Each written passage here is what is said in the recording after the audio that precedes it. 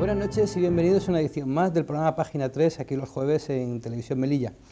La semana pasada ya les dijimos que esta semana íbamos a tocar un tema de carácter histórico, concretamente íbamos a hablar de Alucemas, de la antigua Villa Sanjurjo, porque la noticia se producía esta semana, ya que el pasado martes se presentaba en Melilla el libro Alucemas, Desembarco, Asentamiento y Evolución, cuyos autores son Plácido Rubio y Miguel Lacalle. Esta noche están con nosotros los autores de este libro. Buenas noches. Buenas noches. En primer lugar, pues saludarle y darle las gracias por estar aquí con nosotros en Televisión Melilla para hablar de este interesantísimo libro que hemos tenido la suerte de leer. Igualmente. Y quisiera preguntarle, antes de empezar a entrar en materia, bueno, ¿qué les lleva a hacer un libro? Un libro como este, que hable de Alucemas, de desembarco, asentamiento y evolución. Aunque, lógicamente, lo primero que tendría que decirle a los telespectadores es que ustedes son naturales de Alucemas y que en la actualidad viven en Málaga. Exactamente. Miguel. Pues nos lleva este libro a unas charlas que tenemos Plácido y yo, recordando nuestras vivencias de jóvenes en Alucemas y darnos un poco cuenta de con quién hablábamos, de nuestros amigos. Muy pocos, incluso nosotros mismos no conocíamos realmente la historia y los hechos que habían pasado en Alucemas y por qué se funda Alucemas o por qué comienza un poblado en una zona que es desértica totalmente y que, bueno, se crea una población que hoy en día sigue existiendo con muchas vivencias. Estuvimos en aquella zona, nacimos allí, nos criamos allí, estudiamos allí y, claro, en un momento dado volvemos a la península a vivir y llega una época en que miramos hacia atrás. Estas vivencias, pues llegamos al acuerdo de que había que reflejarlas de alguna forma en un libro. Plácido ya había anteriormente tocado algo el tema con otro libro que empezó él, y en este caso ya queríamos tocar la historia. La historia mezclándola un poco también con recuerdos personales y demás, ¿no? Bueno, pues todo esto es cosas, como yo muchas veces digo, es como una elaboración muy lenta, es como un embarazo y un parto. ¿Cuánto tiempo estuvieron ustedes para hacer este libro, para llegar a cabo este libro? Aproximadamente 4 años. 4 años para escribir esto. Tranquilamente, claro, tampoco es todos los días, porque nuestros trabajos no lo permiten, pero... Sí, porque hay que decirle también a los ciudadanos, espectadores de Melilla, que ustedes no son historiadores, son naturales de Alucemas, llevan Alucemas, digamos que en la sangre, y por lo tanto eso hace quizás que tengan más entusiasmo, ¿no, señor Rubio? Pues sí, nosotros nos consideramos unos románticos. El hacer el libro consideramos que es el momento de hacerlo, porque además de nuestra vivencia y ser nativos de allí, haber vivido 24 años allí, en Alucemas, creemos y consideramos que a raíz del primer libro que yo edité, Alucemas y mi recuerdo, con el excedente de datos que tenía, pues daba pie para otro. Junto con Miguel, pues consideramos que era el momento oportuno. El momento oportuno de recopilar una serie de datos y dar a conocer una parte de la historia de España.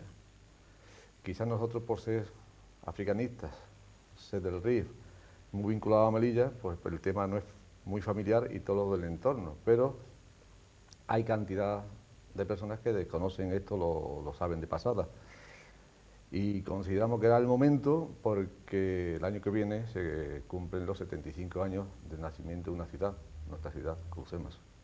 Que allí sigue además, y ustedes van a estar allí en breves, bueno, en estos días Mañana también por la tarde. van a visitar todo A partir de mañana por la tarde bajaremos a Alucemas para el día siguiente presentarlo en el Colegio Jovellanos, Instituto Jovellanos. Sí, señor Lacalle, usted ha manifestado, ha dicho hace un momento una cosa que suena muy interesante. Usted decía que ustedes mismos que habían nacido en Alucemas no conocían quizás la historia de Alucemas. Suele ocurrir también en Melilla, creo yo también, que muchos ciudadanos de Melilla, entre ellos los que me cuento, pues no conocemos muchas veces nuestra propia historia. Nacemos, vivimos aquí, estamos acostumbrados a vivir en Melilla, pero no conocemos nuestra historia. Este hecho tan singular de que no sepamos de dónde venimos, cuál es nuestra historia, en ustedes los de Alucemas se supone que es un valor añadido, porque sus padres fueron los que realmente fundaron Alucemas. Sí, pero es curioso que nuestros padres y los padres de mis amigos pocas veces se referían a este hecho. Lo dábamos como bien, se nombraba, había habido un desembarco, tal, pero los hechos a fondo no los conocíamos. Yo muchas veces he comentado, haciendo el libro con Plácido, que los dos de jóvenes, de niños, nos íbamos a pescar, a la pesca submarina, a la playa de la Cebadilla, y veíamos allí, pues, armamento, o veíamos allí en un momento dado las barcazas hundidas, pero nada más, o sea, no preguntábamos qué había pasado allí, oye, detalles muy profundos del tema, ¿no? Así ya de mayor, o sea, de mayor, ya ahora, en esta época, cuando hemos empezado a mirar... De jóvenes, ya de jóvenes. De jóvenes. Hemos empezado a mirar un poquito para atrás y a sacar datos y a preguntar, y ya nos encontramos con la gran sorpresa que gracias a una familia que reside ahora mismo en Málaga, pero que había estado viviendo en Alhucemas, pues nos da unas memorias de don Florián Gómez Aroca, nos lo da la familia, y nos da más hincapié para meterle mano al libro a fondo, y cada vez que leíamos la memoria de don Florián Gómez Aroca, sacábamos más datos, nos animaba más hacia este libro, ¿no? Este personaje es curiosísimo.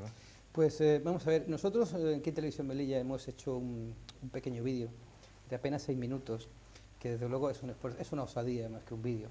Pretende no resumir el libro, pero sí sintetizar la historia de Villasanjurjo, de Alhucemas, su fundación, comenzando lógicamente con el desembarco, para todos aquellos ciudadanos, telespectadores que bien no conocen Alhucemas o conociendo Alhucemas quizás no sepan cuál fue su historia, la historia de su pueblo. Y entonces vamos a intentar ponerle a todo un poco en antecedente histórico de lo que vamos a hablar durante un buen rato aquí en página 3. Si les parece, y nuestro realizador tiene el vídeo preparado, ¿puedes entrar el vídeo?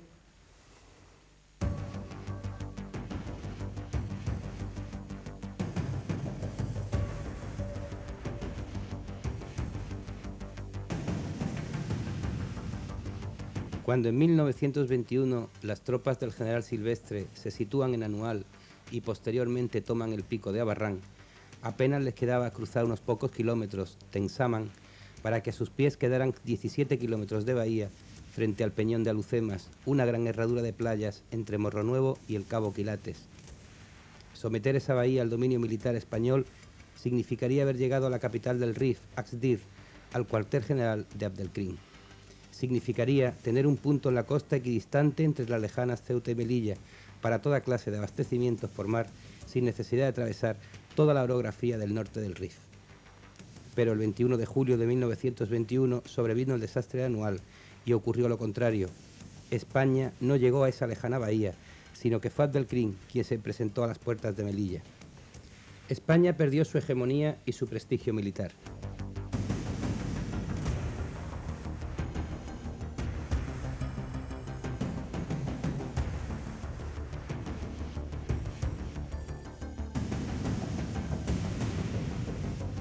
A los pocos días del desastre, España lanzó un contraataque desde Melilla con un ejército al mando de Sanjurjo, Millán Astray y Franco.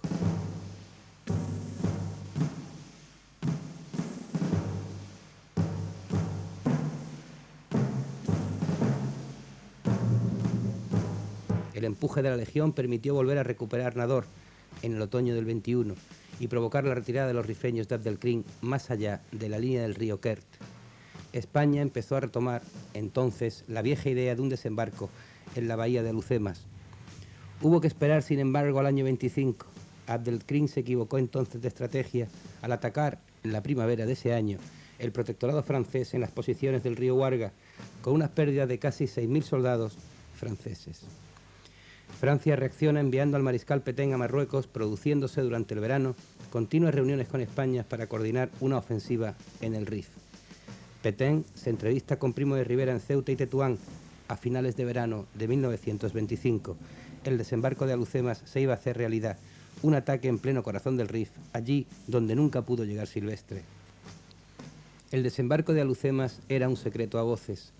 El 7 de septiembre de 1925, el contingente de barcos de todo tipo se reunía frente a la costa, una enorme fuerza militar llegada de Ceuta y Melilla, al mando de los generales Saro y Fernández Pérez. Abdelkrim creyó que el desembarco se produciría frente al peñón de Alhucemas, en las playas donde hoy se encuentra el conocido Club Mediterráneo. Pero el líder rifeño fue sorprendido, ya que las barcazas K de desembarco alcanzaban con fuerte apoyo de la aviación y bajo una cortina de fuego desde los acorazados las playas de Ixtaín y La Cebadilla. Era el 8 de septiembre de 1925. El desembarco no comenzó propiamente en la Gran Bahía, sino por la parte de atrás del llamado Morro Nuevo. Al atardecer de ese día 8, el coronel Franco y sus legionarios habían consolidado la cabeza de playa, alcanzaron los terraplenes y acantilados. 8.000 hombres ya pisaban la costa con un coste de 124 bajas. Los días 9, 10 y 11 de septiembre prosiguieron los desembarcos de tropa y material mientras la Marina y la aviación continuaban hostigando la costa. Después de un parón en las operaciones, el 22 de septiembre se progresaba en el avance ocupando una posición importante, el Monte Malmusi, lo que permitió alcanzar las calas del otro lado del Morro Nuevo al día siguiente.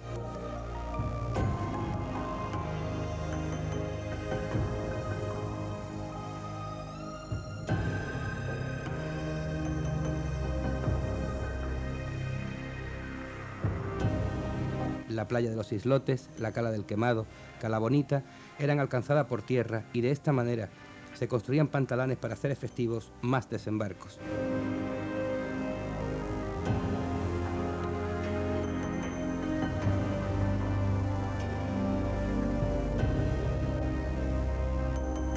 Así fue como continuó el avance hacia el este, ocupando toda la bahía y llegando finalmente a Axdir. Era ya el 2 de octubre de 1925. 24 días para avanzar 11 kilómetros, desde el lugar del desembarco hasta Axdir. El saldo de bajas sumó 2.336 entre oficiales, suboficiales y soldados. El 27 de mayo de 1926 se entregó Abdelkrim. Sin embargo, esta vasta operación militar iba a dejar un legado. España construirá una ciudad entera, la única en todo el protectorado. Una ciudad que nació de la nada, sobre unos arenales, en la zona sureste de Morro Nuevo, sobre la Cala del Quemado, ciudad que recibiría el nombre en honor al general Sanjurjo oficialmente en octubre del año 27. Pero Villasanjurjo nació en 1925 como consecuencia del asentamiento del campamento militar y la llegada de entusiastas civiles que comenzaron a establecerse. Antes de un año ya contaba con 2.000 habitantes. Comenzaron las construcciones de mampostería, hospital, comandancia, iglesia, casino, hotel, teatro, comercio, junta de servicios municipales, con presupuestos propios, colegios. El 31 de diciembre de 1933 ya vivían 6.000 personas. En 1950 el censo alcanzaban los 12.500 habitantes. Después de 30 años y 7 meses, el 7 de abril de 1956, España dejó una ciudad, hoy centro turístico, llamada Alhucemas. De toda esta historia trata el libro de Plácido Rubio y Miguel Lacalle, Alhucemas, desembarco, asentamiento y evolución. El 25 de septiembre del año 2000 se cumplirán 75 años del nacimiento de la ciudad de Alhucemas. Pues este vídeo de 6 minutos apenas, que intenta resumir un poco la fundación de Villasanjurjo, de Alhucemas. Solo quiero hacer una precisión histórica, especialmente para los digamos, ciudadanos de las Fuerzas Armadas. Cuando decimos en el vídeo que fueron 2.336 bajas, realmente no nos referimos a la llegada a Axdir durante esos 24 días, es toda la campaña hasta que llega en el año 27 la paz de Baptaza con la pacificación oficial del Rif. Hecha esta precisión, señores Rubio y Lacalle, visto este pequeño vídeo introductorio de una ciudad que nace sobre unos arenales de la nada, por asentamiento, ¿qué les llevó? ¿Cuáles son sus antecedentes familiares para que ustedes nacieran en Alhucemas? Porque hay que decir, antes de nada, que ustedes además son primos hermanos por parte de madre, ¿no? Madre. Yo antes que nada os felicito, porque habéis hecho un perfecto resumen. Y me emociono porque veo reflejado el nacimiento de mi pueblo, en imágenes que son inéditas para nosotros mismos. Sí, yo agradecerle que hayamos podido utilizar sus fotografías, porque usted tiene un archivo fotográfico importante de todo esto, ¿no? Entre los dos tenemos un archivo, creo que ya es importante. Tienen unas 5.000 fotografías, ¿no? Sí, además ordenadas cronológicamente por militar, deportes, todo lo que concierne a la vida social. Vida civil. Antes de hablar de este libro, vamos a hablar de ustedes, que son los protagonistas de este libro, aunque la protagonista es Alhucemas, ustedes reflejan aquí sus vivencias, sobre todo a través de Florian Gómez Aroca, que es un capítulo que se dedica de manera autobiográfica. Pero como le decía, sus antecedentes, por ejemplo, señor Rubio. Bueno, Por así decirlo, ¿qué hacían por aquí? ¿Su o familia? sea, ¿Qué hacían bueno, por aquí? mi vínculo y mis raíces comienzan con mi abuelo paterno, que sale de, de Trujillo, Cáceres, en el año 1901, viene aquí a Melilla a cumplir con la patria, y después, después de 4 años, que creo que duraba entonces el servicio militar, una vez terminado su compromiso castrense, pues ocurre como ocurrió a tantos y tantos soldados, que el primer día que llegamos a Melilla dicen: cuando termine la mili me voy y no aparezco por aquí. Iba pasando el tiempo, se iba familiarizando, eso que está muy bien reflejado en uno de estos libros, no sé si es Tiferñerías o algo, que promueve y patrocina la Consejería de Cultura aquí en Melilla, en uno de sus libros, son interesantísimos. Pues a mi abuelo le ocurrió exactamente eso. Se licencia y se raíz aquí, se casa y se va a vivir a calle General Margallo, allí nace mi padre. Él trabaja de sastre aquí en confección de ropa para la tropa militar, para la tropa. Y en el año 26, a principio, fue de los primeros pioneros que se fueron a Lucemas, había Sanjurjo entonces. Bueno, entonces no era nada, era un poblado, Malmusi, Poblado del Calaquemado, Malmusi, este que se llama. nada, hasta que en el año 27, cuando llega el rey Alfonso XIII, le dice a Sanjurjo que le ponga el nombre a la villa que se estaba creando, ¿no? Entonces, bueno, pues llega mi abuelo, forma su familia, mi padre se casa, yo nazco allí, mis abuelos mueren, y mi padre permanece en Alucemas. También desastre, haciendo ya dedicado a otros negocios. ¿Eh? No, mi abuelo termina de sastre, mi padre era confitero, bueno, pues...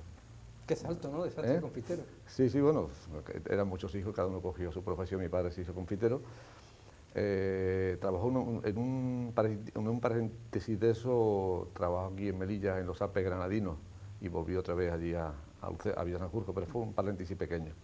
Entonces, en el año 67, mi padre, después de haber pasado toda la independencia y todo el tema, pues decide pues, irse a la península, como éramos los últimos ya, prácticamente los últimos, y se va a Lucemas, se va a Málaga, y yo en ese tiempo vengo a servir con la patria y guardo un grato recuerdo porque la hice en la farmacia militar central, el Buen Acuerdo, de aquí de Melilla. Vuelvo 5 o 6 meses allí a Lucemas, estoy a Lucemas, y en el 68 ya parto otra vez para Málaga, donde estoy allí.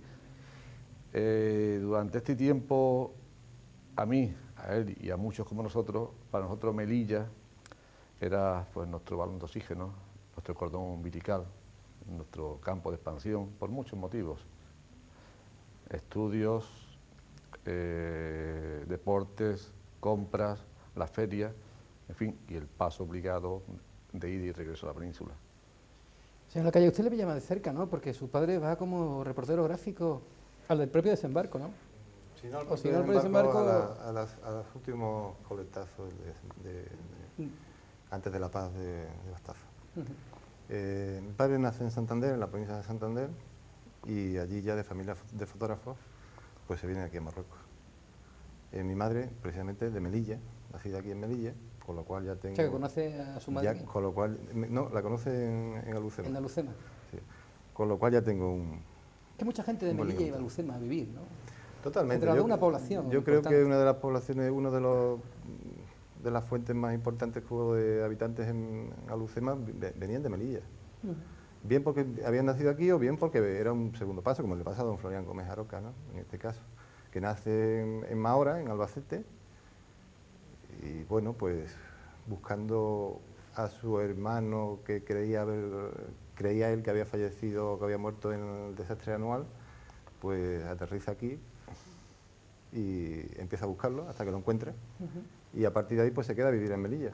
Cuando hablamos de Florian Gómez Aroca, nos estamos refiriendo a la primera parte del libro, porque en el primer capítulo los autores del mismo se basan en una biografía de un señor que cuenta su experiencia desde que llega a Melilla y luego parte a Alucema, se instala en Alucema y luego regresa a Málaga. Un señor que vivió 101 años. Bien, él muere en Málaga en abril del 86. ¿Y qué había hecho? ¿Escribir unas cuartillas? Esto es curioso porque este señor, que es una persona muy relevante, fue una persona muy relevante en Alucema, pues Plácido y yo, buscando documentación y tal, un día nos invita a comer o a merendar don León Rofé, profesor antiguo nuestro de matemáticas en el Instituto de Alucema. Muy vinculado aquí a Melilla. Muy vinculado aquí a Melilla, porque también ha sido profesor aquí en Melilla.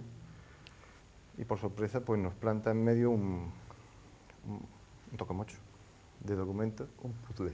¿Eh? Un puzzle. Un puzzle. Y Porque eran los recuerdos de Gómez Aroca manuscritos, ¿no? escrito por él mismo en los últimos años de su vida. De hecho, no lo llegó a concluir, o sea, no llegó a terminar sus memorias. Pero bueno, aquello pues empezamos a mirarlo, a leerlo una vez, otra vez, hasta que ya le fuimos encontrando sentido a lo que había escrito aquel señor. Resolvimos aquel puzzle, le dimos un sentido a todo aquello, y una vez eso se lo presentamos a la familia de Florian Gómez Aroca, que viven en Málaga, e inmediatamente nos lo aprobaron. Nos dijeron que sí, que lo podíamos publicar. Y entonces, pues, lo metimos en el libro como ejemplo de todos los pioneros que habían ido a Lucema. Uno más, los que habían ido a Lucema, pero que iba a representar a todos los padres, a nuestros padres, que habían también ido allí y que a lo mejor no escribían sus memorias, o que, bueno, pero este señor es el ejemplo de todos ellos. A mí me llama la atención de cuando cuenta Florian Gómez Aroca, cómo los primeros comerciantes de la zona, cuando llegan allí prácticamente, bueno, a los pocos días del desembarco, básicamente para abastecer a las tropas, ¿no? Hacer su negocio allí abasteciendo a las tropas y silbaban las balas por encima de los cañonazos, con lo cual llegan en pleno, digamos, fervorín, ¿no? En pleno jolgorio militar. Entonces, me llama la atención cuando comercialmente se vinculan todos los comerciantes y crean algo que uno de niño veía por Melilla al pasear por la calle Ejército Español, ¿no? Que es la Sociedad Abastecedora de Lucema, que era una especie de consorcio, ¿no? Exactamente. Señor Rubio. Sí, eso... Para protegerse precisamente de los comerciantes que podían venir de la península. Exactamente, hicieron lo que se lleva ahora, la unión hace la fuerza. Una gran superficie, por así decirlo. Sí, este señor era muy emprendedor y una visión de futuro. Era la antesala del marketing actual y todas estas cositas, además, y lo refleja perfectamente. Este señor llega allí y monta su empresa y, claro, siempre va detrás de la tropa y se adelanta al resto con una visión comercial. Fuera lo normal, creo que para ese tiempo, pues siempre que ir avanzada, el primer permiso de apertura del negocio que fuere lo tenía él. Entonces monta las Torres de Alcalá, en Tafersí, en Montearro y que también. Conforme avanzaba el ejército había sucursales. Exactamente, ¿no? y ponía sucursales. Llega un momento en que llegan otros comerciantes de Ceuta y de Melilla y empieza una competencia. Entonces él ve cómo con el mismo trabajo, el mismo esfuerzo y el mismo riesgo, sus beneficios compensaban, pero a media. Entonces, en vez de luchar, lo que hace es nos unimos todos, y reunió una serie de señores que vinieron aquí a Melilla y hicieron una casa central, digamos un almacén regulador que abastecía Melilla, Monteaurri, lo que era, Tistútin seguro, las Torres de Alcalá, Targuís y Alucemas. Bueno, y la vida allí, antes de entrar en la vida allí, hay una cuestión que me interesa del desembarco, porque no vamos a hablar mucho del tema militar. Está tocado en el libro, está explicado con sus nombres, apellidos, lugares y fechas, ¿no? Pero sí llama la atención el hecho de que este desembarco de Alucema sería modelo del desembarco en Normandía, fue tomado como referencia. De hecho, uno ve la fotografía, parece la playa de Isdaín, que ustedes la conocerán mejor que nadie, y la Cebadilla, que han buceado en ella. Debe parecer algo así como la playa de Omaha con la que se encontraron los americanos, ¿no? Sí, pues podría ser muy parecida, sí. De hecho, siempre hemos comentado eso, y somos de la teoría de que ahí se tomaron ejemplos muy claros de la experiencia que habían sacado los españoles al desembarcar en la playa de Isdaín. Y además ocurrieron casos parecidos. Por ejemplo, cuando las tropas españolas llegan con las barcazas a la orilla, creían llegar a la orilla, pues no llegaron a la orilla, quedaron embarrancadas aproximadamente unos 100 metros, se comenta, ¿no? Se dice. Y tuvieron que en un momento dado tirarse al agua con las armas arriba. Además aplazaron el desembarco un día, igual que en Normandía, por cuestiones de tiempo. De levante. Sí. Bueno, de levante aquí. Las de allí, corrientes, sí. Los desplazamientos por las corrientes, que allí son fortísimas, además comprobados. Comentaba, señor Rubio, que muchas de las víctimas del desembarco no eran por tiros de los rifeños, sino por errores o porque las tropas No. avanzaban demasiado deprisa y los acorazados disparaban. O sea, cuando los barcazos, bueno, lo que tú has dicho, que en temas del desembarco militar, eso está perfectamente ya hecho en los temas militares. Claro. Pero vamos, matizando un poquito, efectivamente, cuando las tropas llegan allí, en las primeras barcazas, las primeras, y eso es lo que nosotros nos conocemos bastante bien el fondo, aunque parece que hay calma, hay muchos bajidos y muchos arrecifes, entonces las barcazas encallan. Si no es por el coronel Franco que dice vámonos ahí y salta con el ímpetu de los legionarios que se hincha como son ellos, pues hace un avance tan rápido que el resto de las fuerzas le sigue. Pero claro, avanza tan rápido que con el apoyo de la Armada los tiros no iban todavía, no estaban reglados, entonces ellos avanzaban más que ellos que en tierra creían. Y claro, el bombardeo que hacía su morro nuevo, que era desde mar no veían la tropa, avanzaban tan rápido que efectivamente el fuego nuestro y le hacía Porque media. los que, por ejemplo, has visto últimamente el Soldado Ryan, ¿sabes el Soldado Ryan? Sí. Evidentemente las tropas nuestras no llegaban con aquellos teléfonos móviles gigantes, ¿no? No, aquello no no. había todavía Aquello inventado ese sistema. Afortunadamente. Había unos globos cautivos, Sí, ¿no? Eso es curioso. El hidroavión, el Dédalo, llevaba unos dirigibles estáticos, o sea, amarrados. Entonces Y los desde un subían. globo Y subido desde el arriba globo, veían- desde el globo hacían los reglajes del tiro de la Armada, además de los Dornier que salían aquí de la Marchi, que también hacía, pero sobre todo el globo que tenía amarrado el Dédalo, que llegaba, hacía los reglajes del tiro. Pero claro, eso fue al día siguiente. El primer día, cuando no sabían de qué iba la cosa, muchas bajas fueron por tiros nuestros. ¿Y la vida de niño en Alucemas cómo era? De niño, ¿eh? No hablo todavía cuando lleguen ustedes Pues la nuestra algo fue, más que niño. la nuestra fue muy feliz. El juego, los estudios. ¿Muchos niños en la- Alucemas, señor Recal? Sí, claro, claro. Y, por ejemplo, yo estudié en un colegio que se llamaba la Divina Infantita, creo que en Melilla también había uno. Sí. Después pasé al instituto, que allí le llamamos patronato, y allí había una gran masa de niños. Y los más o menos buenos estudiantes, recuerdo que veníamos aquí en septiembre a terminar la faena del año, ¿no?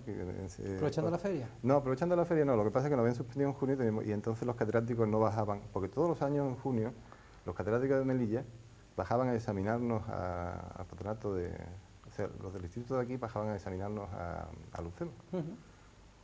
Quiero recordar a don José María Antón, doña Pimentel y otros muchos que ahora mismo no caigo, pero claro, los que no aprobábamos y tal, pues volvíamos en septiembre aquí porque éramos mínimos y tal, y entonces el profesor no se volcaba allí, sino veníamos nosotros aquí.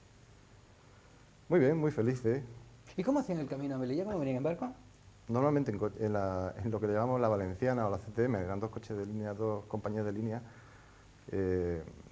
bastante pesado el viaje. ¿Cómo cuántas horas desde allí? Porque claro, el camino Mínimo tenía que ser- 5. Mínimo 5, porque entonces la meseta era la meseta. Lo que llaman la meseta es una zona, antes de llegar a Adrius y toda esa parte, bastante, que cambia mucho de una zona a otra, una elevación bastante grande. La carretera es bastante mala, creo que sigue siendo igual, no ha cambiado mucho. Y era temible porque quien se montaba en la Valenciana o en la CTM, para Melilla, pues siempre estaba todo el mundo rezando cuando se llegaba a la meseta, ¿no? Por los barrancos, ¿no? Sí, son bastante elevados, o sea, hay una... Usted también, señor Rubio, venía a Melilla a examinarse. Sí, o sea, generalmente para nosotros... Porque eso era...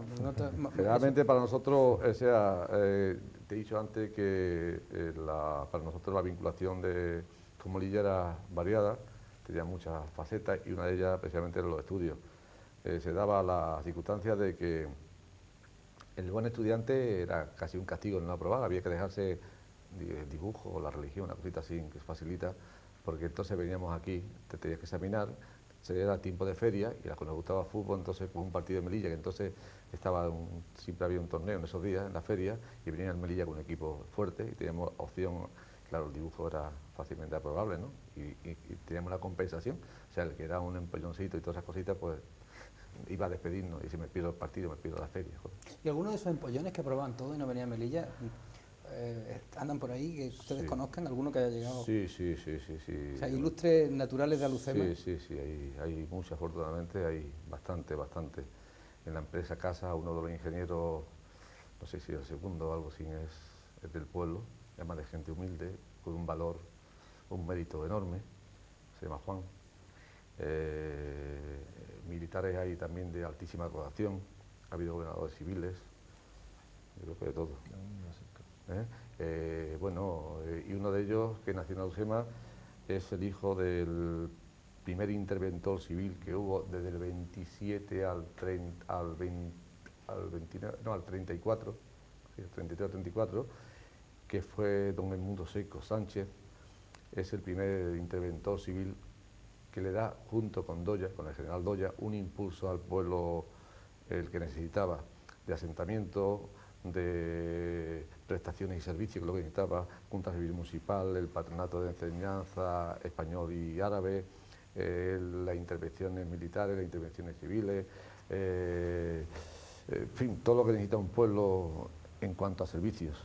Y su hijo, Carlos Seco Serrano, es un historiador, creo que de sobra conocido, columnista en el ABC, ahí en todos los periódicos, en fin, y un historiador. Nosotros hemos tenido la suerte de verle en Málaga en un par de conferencias sobre temas históricos de Cánovas del Castillo y tal, y si cada vez que vamos nos lo perdemos es un encanto.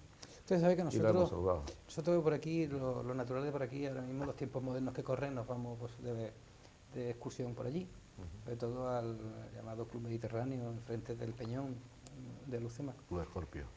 Con el Club Escorpio, pero la vida allí en Alhucemas, en esa cala del Quemado que hemos visto, donde estamos en barco, hay unas playas preciosas ahora, ¿no? ¿Cómo recuerdan aquello? Es decir, la vida en la playa en verano... La playa del Quemado, que es un encanto, como usted dice. Que además están los pies de Villa San Jorge, ¿no? Porque queda debajo. Sí, fue una de las playas de desembarco fundamental. Exactamente, por eso se llamaba, el poblado al principio se llamó Cala Quemado, y después al subir arriba se llamó Malmusi, y después se llamó por el Real Sanjurjo, Villa Sanjurjo. Pero vamos, lo que es la Cala del Quemado, lo que es la playa del Quemado, que era una preciosidad, pues fue el sitio de reunión en verano, se reunía todo el pueblo. Se empezaba por, a comienzos de verano, de poner las casetas, lo que le llamamos nosotros las casetas, que se desarmaban. ¿Esas de madera pintadas con redes? Exactamente. Aquí también, claro. Como los años 20, me imagino. Aquí que hubo una época sí. en Melillán y también se pusieron aquellas famosas casetitas. Y después, pues todas las cosas que se hacen dentro de una playa en verano, entre amigos, porque las casetas eran de familia, de peña, y después estaban las casetas que eran mayores de los cuerpos de ejército que estaban allí, como era la caseta de la Legión, la caseta de artillería. Y había una convivencia muy grande en la playa. La misma que había arriba, luego bajaba a la playa. Las clásicas sardinadas, las clásicas copetas de vino, y muy bien. Desde el principio fue un pueblo desde su creación, fue un pueblo abierto porque allí los rifeños de la zona vivían allí también con la población, digamos, española, ¿no? Había una población rifeña allí también viviendo, ¿no? Conviviendo. Sí, había una población rifeña viviendo. Al ser un pueblo nuevo y haber terminado la guerra, el rifeño del campo no entró en el pueblo de principio. El rifeño del campo siguió viviendo en su campo y poco a poco, curioso, poco a poco fue entrando a comprar, a intercambiar. Había un zoco dentro del pueblo, creo que eran los martes, y ya fue introduciéndose poquito a poco, pero desde luego la introducción mayor fue a partir de la independencia, ¿no? Sí, del 56. Sí. Era una población más bien de españoles. Era un pueblo atípico con todo lo que había en Marruecos.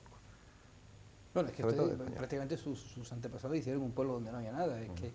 Pero sin embargo, sí es verdad que los que entraban, estudiaban con nosotros en el instituto, iban a los colegios, otros estaban trabajando, y había una gran hermandad. Había una gran hermandad. Y que todavía no se ha perdido, porque nosotros cuando vamos a Alhucemas somos recibidos por amigos míos, por ejemplo, de instituto, me reconocen, nos saludamos y recuerdan aquellos buenos tiempos. Lo recuerdan español, con ¿no? mucho, perfecto español. Era un perfecto español. Perfecto español. Y Cosa que no hemos hecho nosotros, aprender el idioma de ellos. sí, eso no suele ocurrir. Y a mí me duele mucho, porque Yo después sí de lo los hablo años un poco. pasados allí... Yo sí lo hablo un poco. Usted lo entiende incluso. Lo entiendo y me defiendo algo. Además me gusta. Bueno, el nombre de Cala del Quemado me contaban el otro día que era porque, no sé si lo saben ustedes, ¿saben por qué? Quizás sepa un poco más del tema. Bueno, ahí hay mucha... Se decía que había una especie de vegetación que impedía el tránsito por la zona y que le rociaron con aceite No, Y eso... estuvo ardiendo y por eso le llaman Cala del Quemado. Eso, la Cala del Quemado hay muchas versiones y cada uno tiene su versión. O sea, la hay de versiones nefastas que están fuera de lugar, que no tiene que ver nada con la realidad. Cuando se llegó allí, la Cala del Quemado fue el primer embarcadero seguro, porque allí los vientos de poniente están muy bien abrigados y como generalmente siempre hace poniente, pues fue el desembarco. Se dice que cuando se desembarcaba allí, aparte de la tropa, eran los mulos y los caballos, entonces había que tener un buen pertrecho de cebada, de paja, ¿no? Y en el rincón pusieron unos, bueno, como se apila las balas de paja, ¿no? Dicen que a los 15 o 20 días de estar aquello, el general Marina, o sea, llamaron al general Marina porque se le había pegado fuego la paja, entonces, ¿qué la Cala del Quemado? Porque todavía no tiene nombre.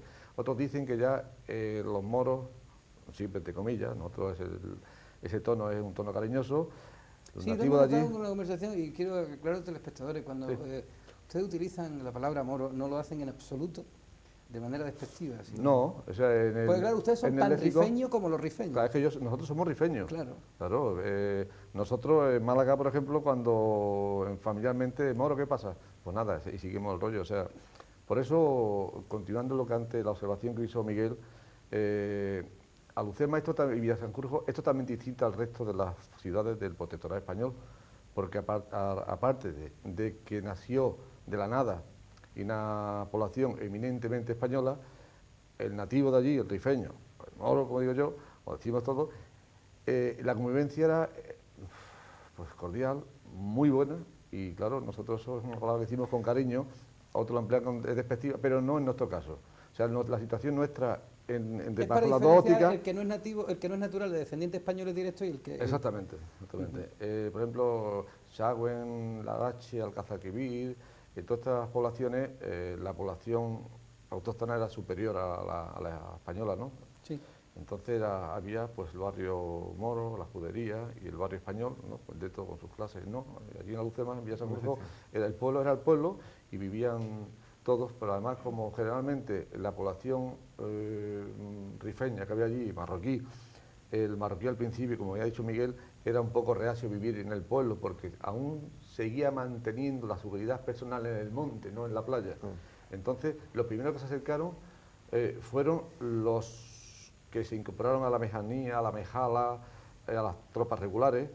Eso, bueno, pues vivían en el pueblo, y no es que vivían, es que convivían en el pueblo. No había el barrio árabe, allí no había Medina ni nada, o sea, todos juntos, la parte que le correspondía, y como todos dependían de la muna, como dicen los regulares, la vaga del Estado español, pues claro, pues encantadísimo, y la convivencia fabulosa.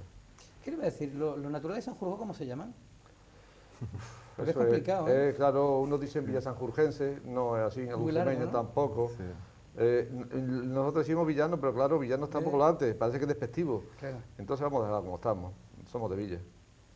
Que natural de Villa. Es Natural de curioso, Villa. es curioso que hoy día, fíjate, te voy a hacer una observación, cuando efectivamente aquello ha cambiado, se ha perdido mucho el español, afortunadamente con la televisión mantiene algo, y con la misión cultural española, Salentito Español, Merced de Jovellano, pues hace a muchos estudiantes, ¿no? Pero es curioso cuando llegas a cualquier zoco de Insoren o Adid, o los que están cercanos, cuando el nativo dice voy a Villa. Actualmente, voy a Villa. Sí, No. porque puede generar una confusión. El peñón se llama Lucema, la villa se llama Lucema, y decir voy a Lucema es que están allí en Lucema, ¿no? Sí, bueno, voy a Villa, y yo aún lo mantiene. La estación de Villa, que también he oído yo de mis mayores, Villa, sí. hablar de Villa. Y además uno siempre, yo al principio, además lo digo como un tema personal, ¿no? Creía que Villa estaba en el Sáhara. Que fíjense ustedes el bueno. desconocimiento histórico eso de Villa que Cintero, puede claro. tener uno. Claro, yo confundía Villa, cuando decían Villa creía que era Villa del Sáhara. Y está prácticamente aquí Señora, mi mujer cuando me conoció le dije yo que era de Alucema, lo confundió con Lucena. con Lucena, no está mal, de Córdoba al protectorado. Y el fútbol, porque aquí en Melilla el fútbol se vivía intensamente una diversión.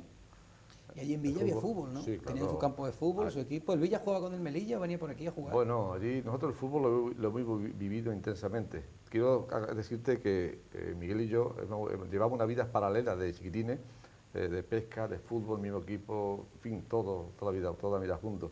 Entonces allí efectivamente estaba el Villa y las Lachas, eso sí, como cualquier pueblo, el Villa Las los Lachas del que pueblo. eran- Las Lachas era el Club Deportivo Pescadores y la lacha es un pescado, un pez, Sí. y bueno, pues le pusieron las lachas. Porque, bueno, Y había una rivalidad regional. había una rivalidad que era el Villa era lo del pueblo y, digamos, las lachas era la parte del El área donde barrio vivían los y pescadores. Y había una lucha, eso sí que era una lucha. Las lachas... ¿Y ustedes que- con quién iban? Yo soy del Con el Villa. Villa. ¿No? Claro. Yo soy del No, Villa. claro, no, pero es que entre, era entre otras Villa. cosas porque mi padre era de la directiva y te voy a decir una cosa, no lo tengo hoy, pero yo tengo la gran suerte de tener, creo que debe ser la última, no sé qué es, igual se la donaré a la Federación Española de Fútbol cuando ya no vea. Tengo la primera insignia del equipo que se hizo en Alucemas, la Sociedad Deportiva Villa Sanjurjo, en 1926, que era una estrella de 6 puntas y pone S de Villa Sanjurjo. Y después tengo el que era el Villa Sanjurjo último, que también ya es bastante bonito.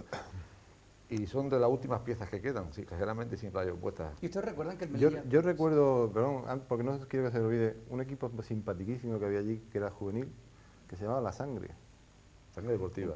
La Sangre Deportiva, que entrenaba Pascual, un gran entrenador, había sido un gran futbolista y una persona muy carismática. ¿Y el Melilla iba por allí a jugar? Sí, bueno, en Melilla, claro.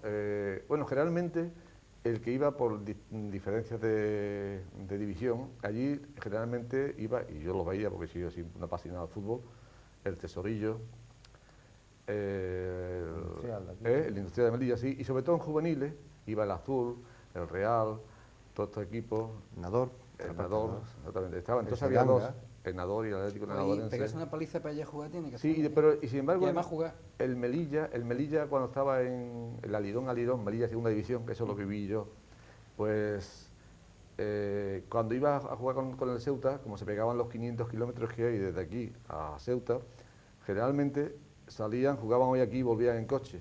Claro, entonces mañana, el lunes hacían parada en Alcemas, dormían allí, pernotaban y al día siguiente había un partido, o con las Lachas, o con el Villa, o con una fusión de los dos equipos, cuando te acaba el Ceuta y cuando te acaba el Melilla. Hay una anécdota también sobre Villa Sanjurjo. Yo es que después de leer todo lo que ustedes han escrito, prefiero llamarle ya Villa Sanjurjo. Que consiste en lo siguiente: es quizá el único pueblo del mundo que tiene una estación de ferrocarril cuando por allí nunca pasó el tren. ¿Pueden explicarlo eso? Sí. Porque Gracias, tener una lo va a estación de explicar, ferrocarril, tener una estación de ferrocarril en un pueblo, construir una estación de ferrocarril cuando no pasó el tren. Y creo que No, ni sigue pasó ni llegó. creo que sigue allí todavía el edificio. Sí, verá, Era lo que era lo que después fue el cuartel de artillería o caballería, que estaba al lado Artillería de juntas. montaña. Artillería de Regimiento montaña. Artillería de montaña. Y es un edificio muy característico de allí. Todos los conocíamos, eran las cuadras, pero claro, no sabíamos qué historia ni por qué se había construido aquello allí. Entonces Plácido se lo va a contar porque es curiosísimo y es una anécdota muy española. Bueno, eso ocurre, sabes, que cuando llega, hay un chiste parecido a esto, cuando dice, y vamos a construir un puente, y dice, pero si aquí no hay río, pues se pone un río, ¿sabes? Pues eso prácticamente pasó eso. Aquí se va a hacer una estación de ferrocarril. ¿Por qué? Bueno, Porque pues un tren va a pasar por aquí. No, donde- porque vamos a poner un tren aquí, cuando si no llegaban los coches y a un caballo le costaba llegar, como llega un tren. Entonces se hizo una estación, pero una gran estación en Calabonita, y que después sirvió de acuartelamiento al Regimiento de Artillería de Montaña. Pero es que además se comenzó durante 2 años, y durante 2 años hubo obras de un túnel en Morro Nuevo para atravesarlo para llegar al puerto. Y si Para llegar a la estación de ferrocarril para no llegar llegaba hasta el tren. puerto. Si cualquier persona normal llega allí y se sienta y ve la estación arriba, si difícil es llegar con un funicular, difícilmente iba a llegar un tren. allí, claro. Sí, Rubio, igual eran unos tan adelantados su tiempo que era una montaña rusa. Mira, sí, un helicóptero llega, pero eso ya es un desnivel enorme, pero bueno, pero se hizo. La promesa fue muy bonita. Sí, no, yo veo que eran ustedes, vamos, que su pueblo eran gente emprendedora. Sí. Pues claro, está hecho por civiles, no por militares, porque los asentamientos civiles son los que fomentan con la construcción de mampostería que un general, el general Eso, Doya, obliga a hacer. Doya obliga para que no ocurriese como en otros poblados anteriores, de hacerlos de madera, que después lo desarmaban y se cambiaban para acabar con aquella teoría que había, o aquella, lo que estaba sucediendo, que eran los cantineros caracoles que le llamaban, porque iban con su cantina a cuestas.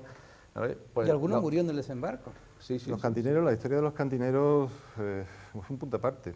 Estamos dando cuenta al leer, sobre todo las memorias de don Florén Gómez Aroca, cómo se jugaban la vida personas muy humildes que llevaban su tienda o su comercio a hombros o debajo del brazo. ¿Qué llevaban? ¿Vino? Vinos, peines, todo lo que necesitaba un soldado en ese momento. Y entonces pues se lo vendían. Que no tenían dinero, pues se lo cambiaban por algún producto. Muchos murieron. Muchos murieron y se jugaba la vida todos los días. Lo que sí es verdad que acompañaban a la tropa donde fuera. Y además en primera línea de fuego. Y a primera línea de fuego. ¿Y qué hay de cierto en la leyenda de la Concha? Y las cantineras. Las cantineras de las mujeres. ¿Qué hay de cierto en la leyenda? ¿Se prefiere creer Bueno, esa leyenda sí, que bueno, a Sanjurjo quien le sugiere que el pueblo esté ahí? No es Sanjurjo. O sea, sabemos quién es el general, pero no es Sanjurjo. O sea, El general no era Sanjurjo. No era Sanjurjo, no. Y- O sea, y no, quedador, vamos a dejarlo. sí. Es un general. Entonces, estamos hablando de cantinero, pero también iban señoras y Cantineras. señoritas acompañando a la tropa. Que fumaba y bebía y le hablaban al hombre de tú, ¿no? De tú, exactamente, exactamente. Y le agradaban la vida de vez en cuando si al día siguiente iba a morir en combate. Pero en fin, hay un par de libros que recogen esto. Uno es Conversaciones continuadas de Juan Román y otro es el mío Que anterior. vive en Alucema. Que vive en Alucema, es el último de Alcemas. Y otro es en el mío anterior y Alucemas en mi recuerdo. Los dos hablamos de lo mismo. Pero la misma óptica, pero con distinta versión. Entramos de una manera muy superficial y lo que llegamos a la conclusión, o decimos o intentamos decir, es que el pueblo se iba a hacer en el enclave que hay en Azdir, en La Vega, que es una rica vega. Sí, enfrente del Peñón de Alucema. Enfrente del Peñón de Alucema, La Vega rica. Entonces aquel, en teoría, debía ser el sitio bueno, pero achacaban al paludismo cuando se desbordaba el Neco o el Guis. Había unas inundaciones y claro, había mosquitos, el paludismo y morían. De hecho, los primeros avanzados que hicieron la granja allí murieron, ¿eh? O sea, se consta ahí noticias de que los primeros murieron y entonces deciden trasladar a dónde ponemos el pueblo y la Concha, que es una cantinera. Sí, que había hecho la cristalería, que es un bar enorme, grande, moderno, hizo una buena inversión, y si se lleva a otra parte, eso no se podía llevar, eran pérdidas. Y para acabar con dimes y diretes, sin nombrar a general, en este libro ponemos el anuncio original del periódico, del Diario Español de Villasanjurjo, periódico apolítico y defensor de los derechos de los españoles, eso es la cabecera.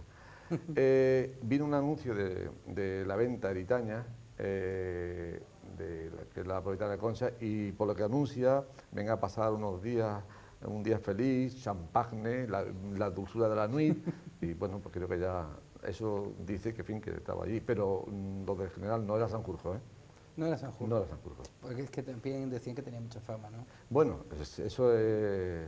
Fama de buen militar y de Le gustaba por lo visto ir mucho a Lucema, porque incluso creo que inauguró allí el Teatro Español, el primer teatro. Que Pero le ustedes llamamos el tenían Teatro teatro, Viejo. tenían cine. Sí, sí. El cine que le llegaba a ustedes... Y Plaza de Toro, Plaza de Toro, portátil, pero en la el hubo campo en su de fútbol, momento. ¿no? La Esa Plaza sí, de Toro. Hubo unas corridas... una corrida de toros allí. Fue Félix Guillén, Valerito, o sea... Y después había una cosa muy curiosa, que era, a la vez, había personas de toda España, gallegos, valencianos, cada uno celebraba su fiesta cuando llegaba el momento, ¿no? Y allí se hacían fallas. O sea, los valencianos cuando llegaban la época de... Hacían las fallas. Hacían las fallas de allí, Alucema. quemaban sus muñecos y eso también viene recogido en el libro y además tenemos más ¿Y fotografías. ustedes recuerdan eso, los toros sí. y eso? Sí, nosotros Sí, sí, hemos vivido el perfectamente. pueblo. Verás, antes comentaste una cosa que es, si nosotros éramos conscientes de la historia allí, cantidad de personas que nacieron, que vivieron o que convivieron durante un tiempo, llegan, trabajan y se van y pasan, bueno, sin pena ni gloria, entre comillas, y se dan cuenta que la historia al tiempo ahora le interesa y caramba, que estuve allí no me di cuenta. Nosotros somos dos, ya te he dicho que somos vidas paralelas y hemos vivido intensamente la vida del pueblo, porque hemos estado metidos en todas cosas. O sea, ¿Y cómo era el cine? Quiero decir, el recinto Sí, del El cine. recinto del cine, había un teatro, que era, le llamamos el cine viejo, que es el que yo me refería antes, que allí llegaban según cuentan los padres, o se referían los padres, grandes compañías de teatro que se traían de Madrid o de distintos, o que iban a Tetuán y las hacían pasar por hacia Melilla y paraban allí Yo recuerdo haber visto a Antonio Machín en su momento, que era muy pequeñito, y otros Antonio Molina, Antonio Zapojeo. Molina, bueno, una serie de actores de aquella época. Y después había un cine que fue sobre los años 53, creo, se hizo en la parte un poco más alta de Alhucema, y que, por cierto, en mitad de la obra llegó un gran temporal, y tiró... ¿Qué fue el del 40? los ¿Fue el del muros. En el 49? 49, sí. 49, Estaba sí, el cine se hizo en el 49. 40 y mucho, en el 49 se Sí, llevó la sí. techumbre. Y aquello, pues, aquella noche... ¿Y recuerdan qué cine han visto allí? ¿Recuerdan películas? ¿Películas? Sí.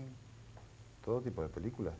Es curioso, en la época nuestra, bueno, pues todo tipo de películas que podía Luego llegar, los domingos por allí ejemplo, a sería. Tetuán, o pudiera Y los llegar... domingos, como en cualquier No, pueblo... No, Melilla, son Sí, sí, igual. sí. Había Llegaba una el cosa domingo todo el mundo curiosa, al cine. había una sesión que era la de las 4 de la tarde, quiero recordar, y es que aquella era el cine completo de legionarios, artilleros y de todo tipo de Al soldado. soldados. Aquello estaba a tope. Y después ya llegaba una segunda sección que entraban los niños y tal, y después llegaba la tercera sección que entraban los civiles, ¿no? O sea, que estaba perfectamente Sí, organizado. sí. Y después ya más adelante, ya cuando llegó la independencia, nos inflamos de ver películas indias.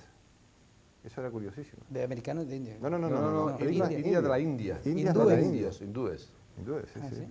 Porque, y en francés. Yo por películas en francés y todas las películas pues en francés. Mira, aprendimos un poco. Pero la de India, nada, de India, películas de India, o sea que no nos enteramos. Porque además son películas curiosísimas. Se comentaba entonces que la India era la nación que más películas producía en todo el mundo, ¿no? Porque es que aquello era como las telenovelas de hoy en día, o sea, una No, detrás dice de una otra. película de indio, uno cree que era Sí, que No, películas de India. indias. Sí, sí. Anda. Y claro, como no teníamos nada que hacer, pues íbamos al cine a ver una película india.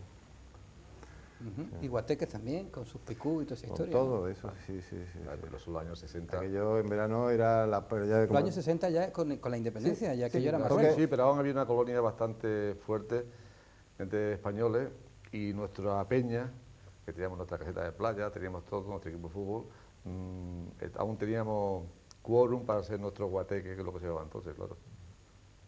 Era curioso el ver lo que hablábamos antes de cómo era el ambiente de la playa.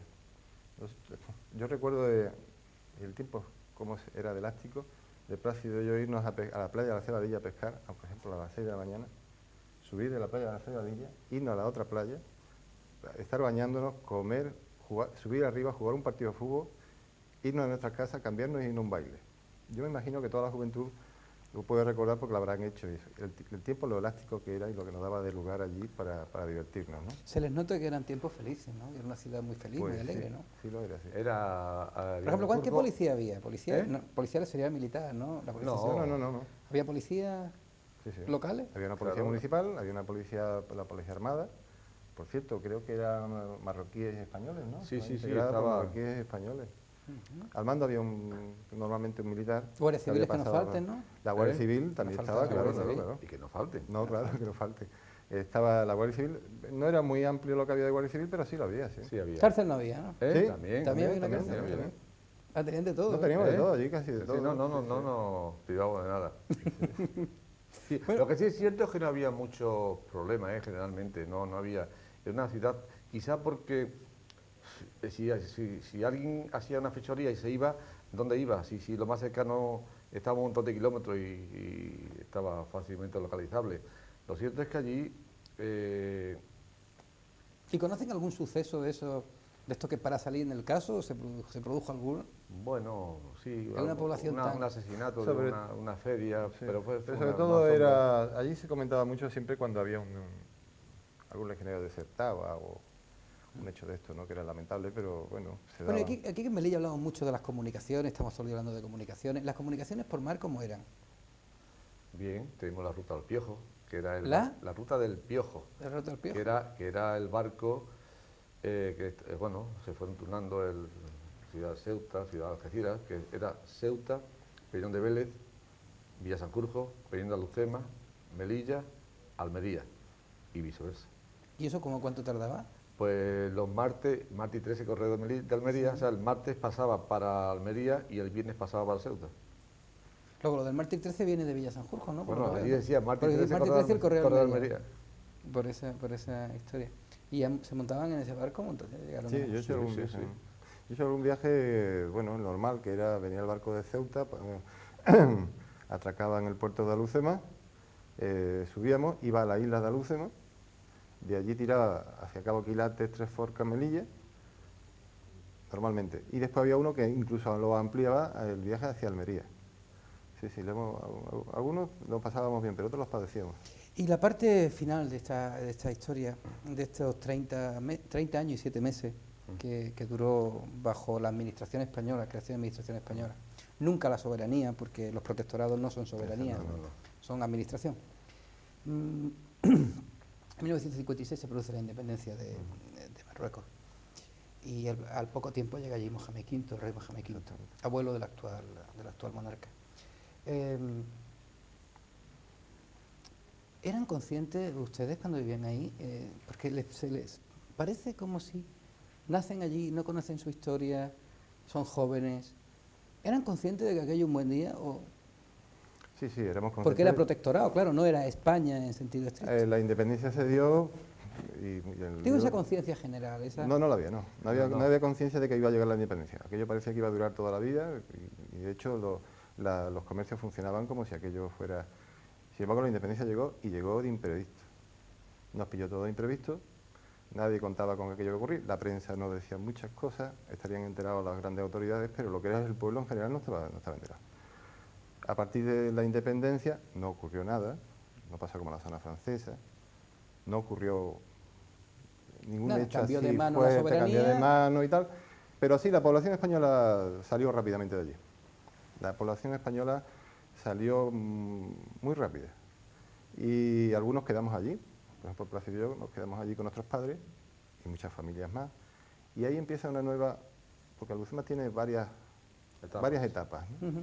Y una de ellas cumple cuando la independencia. Se va mucha gente y entonces pues empezamos a vivir otra vida, totalmente distinta. Nos empiezan a llegar influencias francesas, empezamos a hablar francés y a defendernos en francés.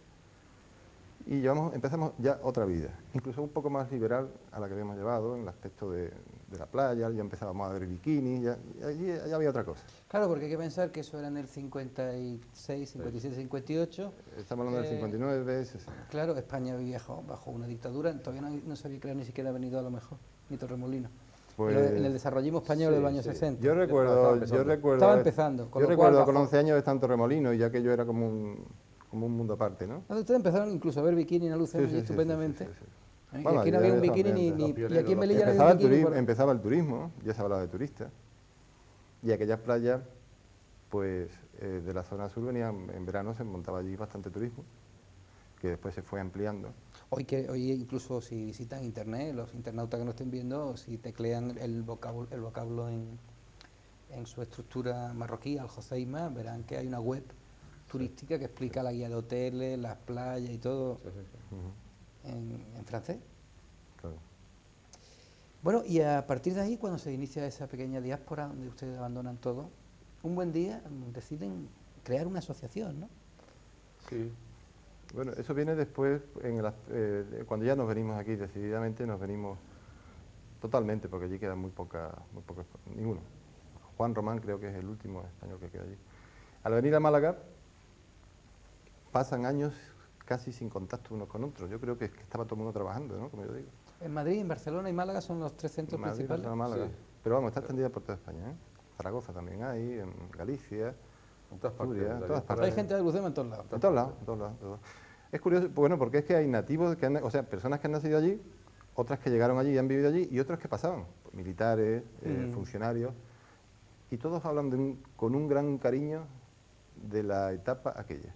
Yo cuando he puesto ahora este libro a la venta en Fuengirola, que no es un sitio precisamente que hubiera ido gente de Marruecos, pues me he encontrado con que han llegado personas a comprarlo que no, pero si yo estuve allí de soldado, yo estuve allí, pasé por allí, estuve un mes, o estuve 2 meses, o por cualquier hecho, ¿no? Y van y compran el libro porque recuerdan aquella época o aquellos momentos con mucha felicidad. ¿Y esa asociación de la que nos puede hablar? Plácido se lo va a contar mejor porque Bueno, Claro, ¿cuántas personas forman la participa asociación? y es vocal de ella. Nosotros, personas integradas o componentes de la asociación, pues no te puedo decir ahora mismo, porque la central está en Madrid, no tenemos sede social, tenemos un periódico que es el Heraldo de Aducema, en homenaje al periódico que teníamos allí. Sí, porque allí tenían ese periódico, por Sí, decirlo. sí, sí. Y en homenaje o en recuerdo a aquel periódico tenemos que es nuestro medio de comunicación. Entonces, en Madrid deciden hacer una reunión, los primeros románticos, y se hace una reunión a nivel de Madrid, asisten unas 100 personas, y aquello da resultado, estoy hablando hace unos 15 años. Un amigo me llama, Plácido, hay que organizar algo en Málaga, mira que da resultado y tal. Bueno, pues yo al grupo nuestro digo, yo vamos a reunirnos y tal, empezamos y hacemos la primera reunión. Digo, vamos, si nos juntamos 20 o 30, la sorpresa es que nos juntamos 70 o 80. Intercambiamos pareceres con Madrid y se decide hacer una nacional en Madrid y en la Plaza Santana, en el TRIF. Se hace la primera reunión ahora hace 12 años creo que hace. Se hace la primera reunión a nivel nacional y nos juntamos pues 300, 350 antiguos residentes. A raíz de aquello, pues la siguiente nos toca en Málaga y desde entonces pues Málaga es el buque, digamos, el buque insignia de... Y se reúnen todos los años, ¿no? Todos los años, la primera semana de febrero, no podía ir a más porque la edad va comiendo y detrás no hay nadie, pero te puedo decir que el año pasado, que fue la última reunión que hicimos en febrero, casi 500. ¿Y dónde lo celebran? En el Hotel Alay, es el único sitio. ¿El Hotel? Alay, en Benalmádena Costa. Ah, pues eso lo decimos pues, a los telespectadores de Melilla que hayan vivido en Alucema y no sepan que todos los años en febrero se reúne la gente de Alucema. Sí, exactamente. O la gente de Villa Sanjurjo, por mejor decir. Sí, bueno, nosotros ya eso se va intercalando en lo igual, pero vamos, los antiguos preferimos decir Villa Sanjurjo y si decimos Alucema es igual. Ya te digo, y actualmente pues en cada comida, o sea, cada cena, antes solamente se da, ahora es viernes, sábado y domingo, siempre se da un homenaje a alguien que fue o pudo haber sido y no fue, y bueno, pues se da una atención, se da un diploma de Rifeño de Honor, una cosa simbólica. ¿Cómo le llaman? ¿Rifeño? Rifeño de Honor, se le Rifeño hace de Honor. Rifeño de Honor, una cosa simbólica, un diploma y tal, señores, o sea, personas mayores, y cada vez se da un homenaje a alguien representativo de un colectivo. Se ha dado al colectivo de pescadores, al colectivo de comerciantes, al colectivo de fotógrafos, en fin, siempre una ¿De persona... futbolista? Pues también se ha dado. Y, ya digo, y este año se ha hecho en Barcelona, en Castelldefels, porque esta región española, pues ahí hay mucho nativo de Alucemas, que por circunstancias y por lejanías geográficas no pueden venir, y entonces pues este año hemos tirado diferencia y lo hemos hecho allí en Barcelona y también ha sido un éxito, pero a partir de ahora ya lo hacemos en Málaga. Y Contactos que han servido, según comentaban ustedes, incluso para intercambiar material que cada familia posee, ¿no? Con lo cual se ha construido un archivo fotográfico El archivo que tenemos, Plácido y yo, que realmente decimos que es nuestro, moralmente es de la asociación, porque son ellos los que nos han ido dando fotografías, documentos, todo tipo de recuerdos, y sobre todo recordarnos hechos. Es curioso de reunirnos en una mesa a cenar y recordar un mismo hecho y lo vemos entre 5 personas que estuvieron allí, cada uno nos cuenta una versión, pero bueno, eso nos da pie para ir apuntando, ir anotando y dándole sentido a todos esos recuerdos, ¿no? Fotografías que están en el libro, 50% están dadas y todas las que tenemos guardadas y archivadas, sobre todo de grupos familiares, de deportes, cacerías, tiro al pichón, tiro al plato, muchísimas, pero además nos lo dan con muchísimo agrado e inmediatamente devolvemos los originales y saben ellos que se le da buena utilización, porque en las reuniones que hacemos en el Hotel Alay, que no solamente es una reunión para bailar, comer y ya está, se hace una exposición de fotografías, no artísticas, sino familiares. Por ejemplo, un año hicimos matrimonios que se habían casado y que quisieran llevarse fotografías de épocas pasadas. Y claro, pues, los hijos buscan inmediatamente fotografías de sus padres cuando se casaron. Se expusieron allí todas y es curiosísimo la de lágrimas que se dieron, la de sonrisas, y todo el mundo averiguando allí quién era fulanito, quién era menganito, vestido de novio. Porque antes de terminar Te voy a contar una anécdota de esto, verás. Cuando se hizo eso, que, o sea, a mí se me ocurrió hacer algo, porque siempre son fotos de Lucema, y hay que más el tema. Es decir, bueno, vamos a ver, fuimos a la iglesia y vimos la relación de las primeras bodas, de las últimas, y después te viven y tal. Y entonces, a través del Heraldo, pedimos fotos de matrimonio de cualquier época, y mandamos su foto de boda, las clásicas antiguas. Y claro, yo observé que yo decía poner nombre, fecha y padrino, o sea, a ver, siempre hay alguien, mira, aquí estoy yo. Mira, aquí estoy yo. Y la sorpresa que hubo lágrimas, como dice, pero hubo lágrimas y hasta alguien se tuvo que tomar hasta un desatín porque las palpitaciones se salían. Observé que una serie de bodas cumplían con las bodas de plata o las bodas de oro, sobre todo bodas de oro.